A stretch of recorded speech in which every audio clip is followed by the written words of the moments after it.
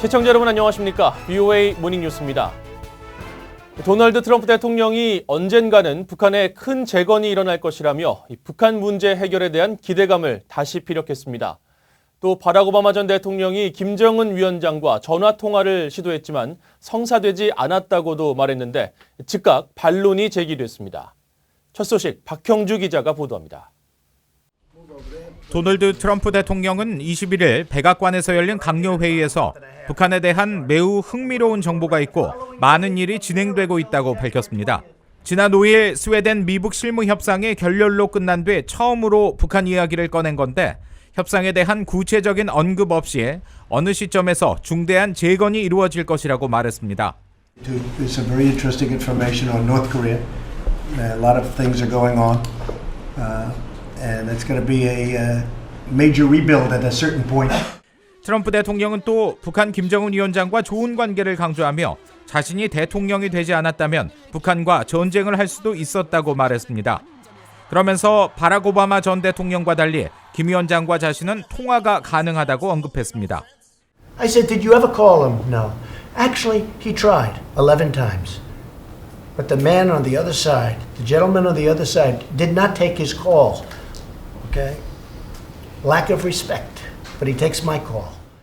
이 발언은 북한과 시리아 문제 등 전임 행정부가 해결하지 못한 문제에 자신은 성과를 내고 있다고 주장하는 가운데 나왔습니다. 오바마 전 대통령 측은 즉각 반박했습니다. 수전 라이스 전 국가안보보좌관은 이날 자신의 트위터에 오바마 전 대통령이 김 위원장과 전화 통화를 시도했다는 주장은 완전한 날조이고 트럼프의 망상이 무섭다며 공화당은 정신을 차려야 한다고 말했습니다. 앞서 민주당 상원 지도부는 18일 1000일간의 경질, 사임, 그리고 철회라는 성명을 내고 트럼프 대통령의 혼돈 정국이 미국인들을 곤경에 빠뜨리고 있다고 주장했습니다. 특히 북한과 러시아 등에 대해 의견이 맞지 않거나 언짢은 정보를 제공했던 참모들이 경질되고 있다고 지적했습니다. VOA 뉴스 박형주입니다. 국제사회가 핵 자위권 문제에 대한 정당성 여부를 명확히 해야 하고 특히 북한의 경우 체제 보장용인지 아니면 국민 생존권인지 위법성을 따져봐야 한다는 지적이 제기됐습니다. 일본 외무성 자문기구인 현인회는 21일 핵 군축 관련 보고서를 통해 북한의 핵실험 이후 관련국 정상회담 등을 통해 한반도의 긴장은 완화됐지만 핵무기 프로그램의 완전한 폐기로 이어지는 합의의 여부는 여전히 불확실한 상태라고 지적했습니다. 특히 한 나라가 최후의 수단으로 핵무기 사용을 결정할 경우 국제법상 합법 여부가 불명확하며 특히 북한은 통치기구로서의 국가 생존과 국민의 생존이 명확히 구별되어 있는지 따질 필요가 있다고 지적했습니다. 그러면서 북한이 유사시 군사적 패배 또는 지도자 처형을 피하기 위해 일본과 한국 또는 미국의 핵무기를 사용할 경우의 합법성 문제를 제기해야 하며 불법으로 간주된다면 다른 핵보유국에도 동일 원칙이 적용 가능한지 따져봐야 한다고 밝혔습니다. 미국 법원이 북한 선박 YG 어네스트호에 대해 최종 몰수 판결을 내렸습니다.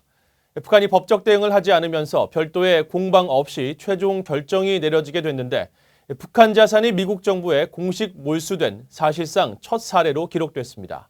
함지하 기자가 보도합니다.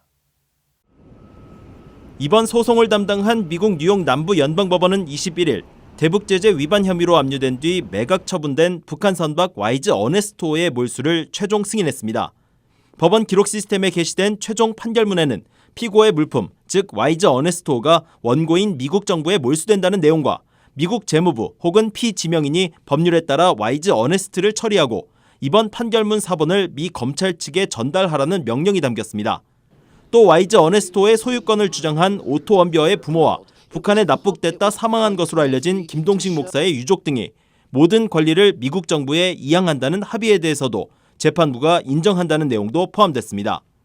앞서 검찰은 5월 9일 원비어의 부모와 김동식 목사의 유족 외에 아무도 법적인 조치를 취하지 않은 만큼 제한된 판결문 초안대로 몰수 소송의 최종 판결을 요청한 바 있습니다.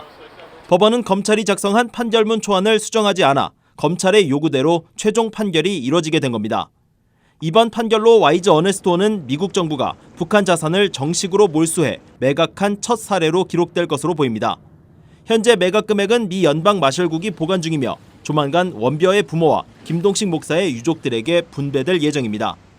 이번 소송은 북한 측이나 소유주로 알려진 송이 무역회사 등이 법적 대응을 하지 않으면서 원고의 의견만을 토대로 한 궐석 판결 형식으로 내려지게 됐습니다. 북한은 과거에도 자신들을 상대로 한 소송에 아무런 대응을 하지 않으면서 여러 차례 궐석 판결을 통한 수억 달러의 배상 명령을 받아왔습니다.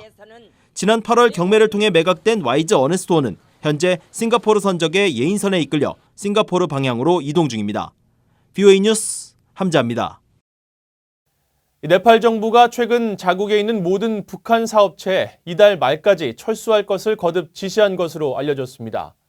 네팔 현지 언론들은 최근 네팔 산업부 고위 당국자를 인용해 네팔 정부가 외교부를 통해 네팔 내 모든 북한 사업체를 이달 말까지 전면 폐쇄하고 철수할 것을 서면으로 지시했다고 보도했습니다.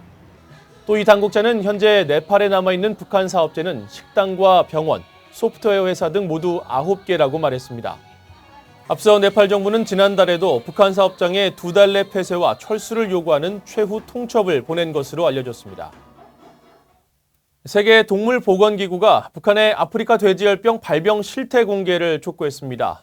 또 한반도 내 바이러스 확산을 막기 위한 방역 공조가 시급하다며 북한이 준수해야 할 지침도 제시했습니다. 안소영 기자가 취재했습니다. 세계동물기구 OIE가 한반도에서의 아프리카 돼지열병 ASF 확산을 우려하고 있다며 감염 실태와 관련한 북한의 투명한 정보 공개를 촉구했습니다. OIE는 21일 VOA에 자국의 동물 감염 사례를 보고할 국제사회의 의무를 촉구하기 위해 북한에 지속적으로 연락을 취하고 있다면서 이같이 전했습니다. 여전히 북한은 지난 5월 30일 아프리카 돼지열병 첫 발생 통보 이후 추가 정보를 제출하지 않고 있다면서 한국과의 방역 공조를 강조했습니다. 아프리카 돼지열병은 국경을 넘어 확산하는 전염병으로 바이러스가 한 건 이상 탐지된 국가는 반드시 신속하게 접경국 차원의 적절한 조치를 시행해야 한다는 겁니다.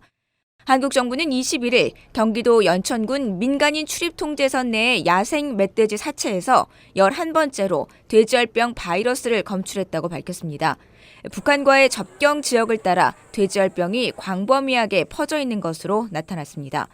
세계동물보건기구는 아프리카 돼지열병과 관련해 북한이 준수해야 할 지침도 제시했습니다. 강력한 법체계와 인적, 재정적 자산을 토대로 한 축산위생 서비스 구성, 공공 캠페인 도입, 위험관리자 정보 교육 등이 포함됐습니다. 앞서 세계동물보건기구는 음식물 쓰레기를 돼지 사료로 사용하지 말고 여행 시 수화물에 돼지고기 제품을 포함해서는 안 된다는 내용이 담긴 아프리카 돼지열병 캠페인을 벌이고 있습니다. 또한 돼지열병의 예방과 확산을 막기 위해 유엔 식량기구 FAO와 공동으로 아시아 지역 아프리카 돼지열병 전문가 상임위원회를 설립했습니다. VOA 뉴스 안소영입니다. 러시아 군용기가 또 한반도 동해 한국 방공식별구역 카디지에 진입해 한국 전투기가 대응 출격했습니다. 한국합동참모본부는 러시아 군용기 6대가 22일 오전 동해 쪽 카디지에 진입해 한국 공군 전투기 F-15K가 대응 출격해 퇴거 조치에 나섰다고 밝혔습니다. 러시아 군용기는 조기 경계 관제기 1대와 전투기 석 대, 폭격기 2대 등인 것으로 알려졌습니다. 러시아 국방부는 이와 관련해 러시아 전투기는 어떤 나라의 영공도 침범하지 않았으며 사전 계획에 따라 공해상에서 순찰 비행을 했다고 주장했습니다.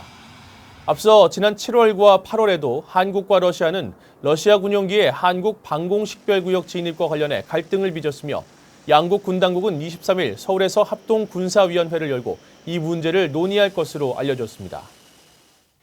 미국은 북한과 내년 봄 미군 유해 공동 발굴을 위해 회담을 제의했지만 진전을 이루지 못하고 있다고 미 국방부가 밝혔습니다. 미국 국방부 전쟁포로 실종자 확인국 DPAA의 케네스 호프만 대변인은 21일 VOA에 2005년 이후 중단된 북한 내 미군 유해 공동 발굴을 위한 북한과의 합의가 여전히 이루어지지 않고 있다면서 북한 측에 내년 회계연도 공동 현장 조사 활동을 위한 계획서를 제안하고 답변을 기다리고 있다고 밝혔습니다. 그러면서 DPAA는 북한 내 미군 유해 공동 발굴 작업 재개를 위한 준비가 돼 있다며 내년 봄 방북을 위한 북한과의 회담에 계속 문을 열어둘 것이라고 밝혔습니다.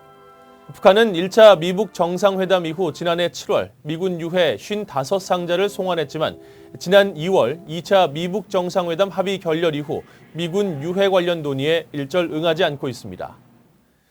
이상으로 VOA 모닝뉴스를 마칩니다. 시청해주신 여러분 고맙습니다.